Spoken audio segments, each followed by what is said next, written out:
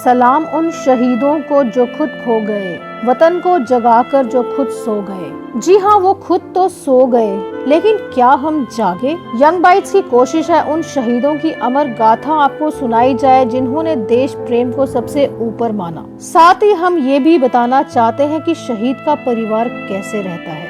गांव की सड़कें, आस पड़ोस, घर सब कुछ वैसे ही है, लेकिन बिखर गई है तो बस जिंदगी। पत्नी आशु शर्मा की जिंदगी अब वीरान है। अपने पति को याद कर बार बार आंखें भर आती हैं। मंगलदास फौज में थे और पति पत्नी केवल 3 साल का ही समय साथ बिता पाए। 3 साल में कितना ही वक्त मिलता है बिताने को। शादी के 3 साल बाद मंगलदास शहीद हो गए। साल था सन 2015। मंगलदास उड़ी में तैनात थे। उड़ी जहां अक्सर दुश्मन की घुसपैठ होती रहती है। हमारे भारतीय सैनिक जंगलों में घुसकर, पहाड़ों पर चढ़कर अपनी तीखी नजरों से किसी भी दुश्मन को देश में घुसने नहीं देते। ये बहुत मुश्किल इलाके हैं। यहाँ हमारे जवानों को बहुत मुस्तैद रहना पड़ता है। एक ऐसे ही सर्च ऑपरेशन के दौरान मंगलदास का पैर फिसल गया और वो पहाड़ी से गिर गए। मुस्तैदी से घुसपैठियों पर नजर रखते रखते मंगलदास शहीद हो गए।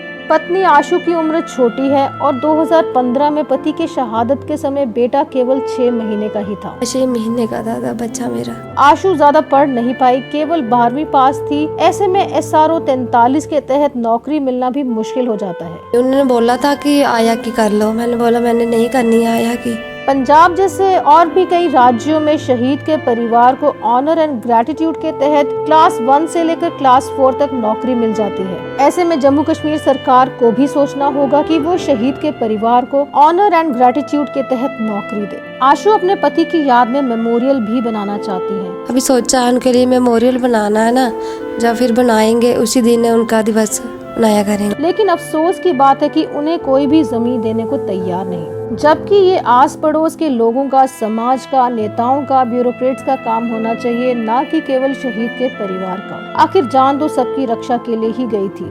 अभी जैसे मैंने मेमोरियल बनाना है उनका किसी की जगह रोड के किनारे, पूछा उनको 2-3 बार, उन्होंने मना कर दिया कि हम जगह नहीं देंगे आपको। बस इतना ही साथ देते हैं हमारे इधर। फिर भी खुद ही अकेले निकल पड़ी हैं आशु पति की याद में मेमोरियल बनाने को। जब मैं बोल रही हूँ पैसे भी ले लो आप, नहीं तो आपने कहाँ सोचा आप कहाँ पे बनाएंगे? आप खुद बना रहे हैं या लोग भी साथ देते हैं? नहीं, मैं खुद बनाना चाहती हूँ।